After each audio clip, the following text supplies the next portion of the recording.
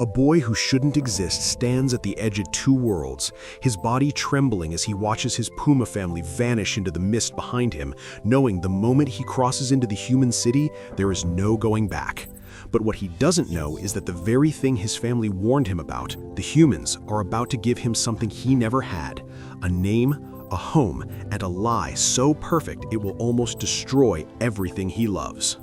Krog isn't supposed to be here, living in a warm house with parents who think he's just a lost boy they saved, eating breakfast like a normal kid while the TV screams about mysterious animal attacks happening across the country, animals acting strange, people getting hurt, and deep in his chest, something tells him this isn't random, this is connected to him, to what he is. But before he can even process that thought, he's in the car with his adoptive mother Anna and his new sister Melody, driving toward his first day at a new school. And that's when he sees them. Two black crows circling above the car, following them for miles, never leaving, and a cold realization hits him like a punch to the gut. They're not just birds, they're like him, shapeshifters, and they're watching. Night falls and the family stops at a small hotel to rest, but Krog can't sleep because something is wrong, something is moving outside, and when he looks out the window, his blood turns to ice. A pack of wolves is running through the streets in the middle of the city, their eyes glowing in the dark, and across the road, every light in the building suddenly goes black. And Krog knows. He knows this is no coincidence. These aren't normal animals, and whatever is happening, it's only just beginning. The next morning, they arrive at Clearwater High, and the moment Krog steps out of the car, he freezes, because the two black crows that followed them the entire way are standing right there. But now they're teenagers, students, staring at him with eyes that say, "We know what you are." And before he can say a word, the principal, Lisa, walks up with a smile that's too calm, too knowing. And after Anna explains how she found Krog years ago, shaking and terrified with no memory of his real parents, Lisa asks to speak to Krog alone. And that's when she tells him the truth. Everyone here is a shapeshifter. You don't have to hide anymore. This is where you belong. And for the first time in his life, Krog feels like he can breathe. But that breath is ripped away the second the school alarm blares and Lisa's face goes cold, because Anna and Melody have wandered into a restricted area, a place humans are never supposed to see. And Lisa orders them escorted off campus immediately. No explanations, no second chances. Inside the school, Krog is surrounded by others like him, kids who can turn into wolves, squirrels, bison, creatures he never imagined. And he's still taking it all in when he bumps into Jeffrey and his pack, a group of wolves who look at him like he's prey. The tension's so thick it feels like the hallway might explode. But James steps between them just in time, stopping the fight before it starts. And later, during the welcome ceremony, Krog meets Andrew, the rich and powerful man who funds the entire school. And when Andrew asks why he left the mountains, Krog admits the truth. He didn't want to spend his whole life as a Puma. He needed to know who he really was. And Andrew's eyes light up with something dangerous, something that looks like hope. That night, in his dorm, a squirrel appears at the window, and when Krog lets it in, it transforms into Holly, a girl assigned to be his guide. And the next day, in transformation class, the teacher gives one rule that cannot be broken. Humans must never see you shift. And when it's Krog's turn to transform in front of everyone, Brandon, a bison shapeshifter, volunteers first, but he loses control, his massive animal form smashing through desks and sending students diving for cover. And watching this, Krog's confidence shatters. He feels disconnected from his Puma side, afraid he won't be able to control it either. But Lisa steps in, helps him remember running wild with his real family in the mountains, and that memory ignites something deep inside him. And finally, Krog transforms, his body rippling into the sleek, powerful predator he was born to be. And when the principal orders everyone else to shift, Krog realizes the shocking truth. Almost every student in this room is a wolf. And Lisa tells him why he's really here, to learn balance, to become a bridge between the human world and the animal world, a role no one else can fill. Later that evening, Brandon barges into Krog's room and announces he's the new roommate. And at dinner, Krog meets Dorian, a boy who can turn into a cat and used to live as a pet with a human family until they caught him opening a can of sardines with his hands. And now that Krog has revealed his animal form, some students respect him, but others are terrified. And when a small boy who turns into a tiny horse is cornered by Jeffrey's wolf pack, Krog doesn't hesitate. He steps in to protect him. And the wolves try to intimidate him, circling, growling, but James arrives just in time to break it up. And that night, Krog dreams of his family until a deafening crash jolts him awake.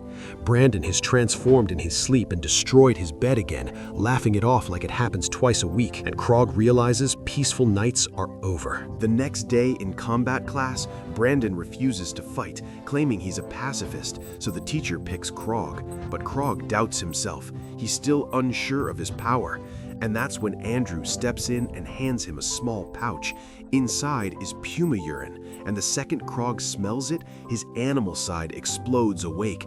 He transforms instantly, moving faster than his opponent Borda can react, striking harder, fighting with a ferocity that shocks everyone, and he wins. And after class, Andrew approaches him with an offer. He wants to be Krog's mentor. He believes Krog has a bright future, and to prove it, he gives him the pouch. But across the room, Jeffrey watches, jealousy burning in his eyes, and he challenges Krog, promises that if Krog can beat the wolves in a duel, they'll leave him alone forever. That afternoon, Krog tells his friends. Brandon warns him fighting could get him expelled, but Krog is done being insulted. Holly promises to stand by him, and that night they sneak out of the dorms. Krog smells the pouch to awaken his Puma, and when they reach the duel spot, Krog asks who he's fighting, and that's when he realizes it's a trap, not two wolves, but Jeffrey's entire pack. And they attack all at once, jumping him from behind, piling on, and Holly pushes Brandon off a cliff, forcing him to leap down and help. And while Brandon distracts the pack, Krog fights back with everything he has, claws tearing, teeth flashing, until the wolves have no choice but to retreat. Jeffrey defeated, but the victory costs them. The next morning, James sees the injured students and sends them to the infirmary. Their excuses are weak. Everyone knows they fought. And just as Krog is about to be called to the principal's office, Andrew invites him for a drive. And during the ride, Andrew admits he knows what happened, and he tells Krog the brutal truth. A real Puma shouldn't have needed help against 4 wolves. Because Krog left his family too early, he never learned to hunt. So Andrew decides to teach him, to turn him into a true predator. But when they return, Lisa stops them, furious. She forbids Andrew from giving Krog special treatment and warns him directly, if you want to stay, follow the rules. Never fight outside of class again. And later, Krog follows Lou into the forest and overhears teachers discussing the recent animal attacks. They're sure shapeshifters are behind them. If humans find out, peace between both worlds will collapse. And on the way back, Krog confesses something he's been hiding. During his road trip, he saw wolves attacking humans in a nearby town, and he's certain it was Jeffrey's pack. The next day, Andrew keeps his promise and takes Krog into the forest to hunt, teaching him to choose prey, watch carefully, strike at the right moment. And Krog succeeds, catching a deer, and they share the meal. And on the way back, Andrew opens up, reveals he once had a daughter. She would be Krog's age if she had lived. And later at recess, Lou notices Krog isn't eating. He tells her he already hunted, and her face goes pale. She remembers the day a Puma attacked her mother, leaving her badly hurt. And feeling guilty, Krog follows her into the forest, trying to explain, but he can't catch up. And that night he hears howls outside his window, Jeffrey's pack. And suspicious, he follows them to the nearest town, watches them scare off a guard and sneak into a factory. And just as he's about to confront them, they turn on him. But Andrew appears, stops everything, orders the wolves into the car. And after driving them back to the school, Andrew asks Krog to stay behind, alone. And that's when the truth finally comes out. Andrew admits he is the one behind the recent animal attacks, and hearing this shatters Krog's heart. He feels betrayed, and Andrew explains why. Years ago, his wife and young daughter were killed by a hunter in the forest, and since that day, Andrew has lived with deep rage toward humans. He believes humans have ruled over nature, destroyed habitats, pushed animals to extinction, and for 50 years, the school council tried to guide humans to protect nature, but nothing worked. So Andrew decided to act on his own, and he invites Krog to join his plan, but Krog refuses, says he doesn't want anyone hurt, and Andrew promises he doesn't want to kill humans, only destroy their machines, slow down projects that destroy animal homes. And Krog says he'll think about it, agrees to keep the secret for now. The next morning, Krog helps Brandon train in the forest. The bison runs wildly, smashing through trees, and suddenly Brandon gets hit by a car. The car belongs to Krog's adoptive parents who came to visit, and panicking, Krog rushes over and invites them inside to hide what just happened. And inside his room, Anna spots a squirrel digging through Krog's things. The principal scolds her, visits must follow strict rules. And before leaving, Anna tells Krog she'll stay in a nearby town for the weekend, asks him to join her, and Krog happily agrees. But later, Andrew calls and invites Krog to a special event the same weekend. Krog refuses, makes it clear he doesn't support harming humans, and Andrew hangs up without a word. And feeling uneasy, Krog goes into the forest to practice transforming. But hours later, Wing finds him, worried, and suddenly a drone appears in the sky.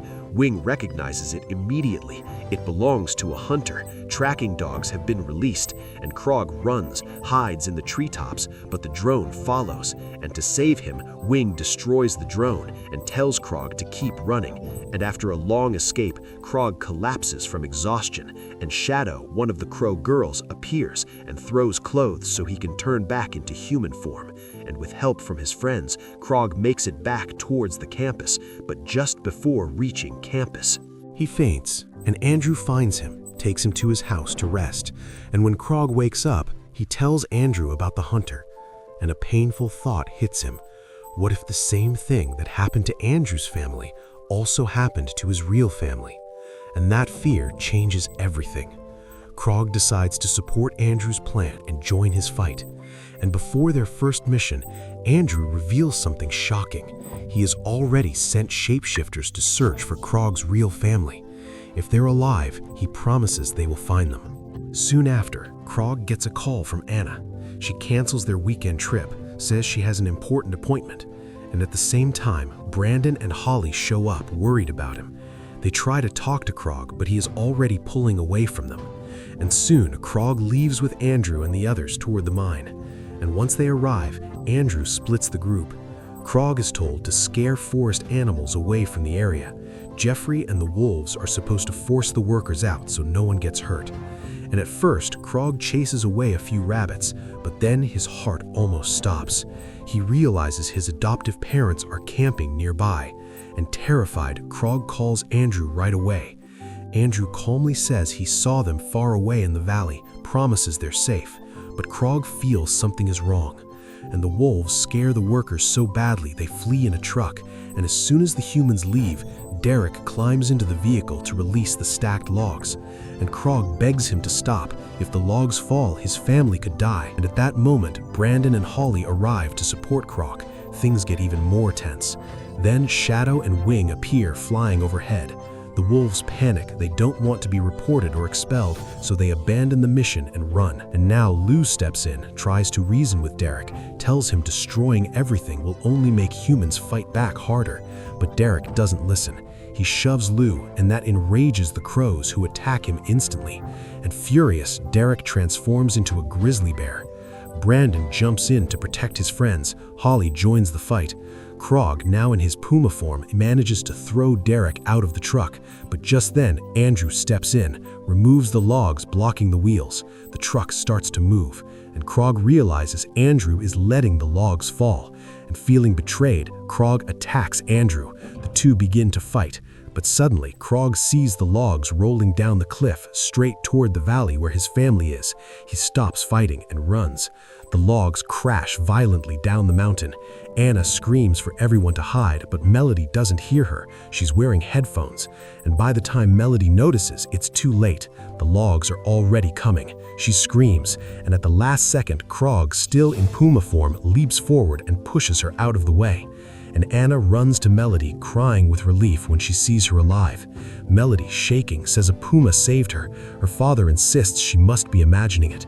And moments later, Lou and the others find Krog lying unconscious in the forest. For a terrifying second, they think he's dead. Then the big cat opens his eyes. Everyone breathes again. And as soon as he can move, Krog rushes to check on his family. And that's when Andrew shows up, pretending he arrived just in time. He quickly calls a helicopter to take the family to the hospital. And thankfully, they all survive. And once his parents are safe, Krog explodes in anger, threatens to tell the headmistress that Andrew was behind the attacks, and Andrew delivers a chilling blow. He has found Krog's real family in the Yellowstone Mountains, and he will only reveal their location if Krog stays silent. And just then, Lisa arrives. Andrew blames everything on Derek, saying he planned the attack. Lisa isn't fully convinced, but police sirens are getting closer. She leaves, promising a full investigation. And back at the school, Krog and his friends are welcomed as heroes. Word of what they did has spread everywhere. But behind the cheers, Krog knows the truth. The fight isn't over yet. He's caught between two families, two worlds, and a mentor who saved him only to use him. And the only way forward is to make a choice that will change everything, forever. Leave your thought in the comments below. And if you like the video, like and subscribe to Real Brief for more Real Brief movie recaps. See you on our next recap.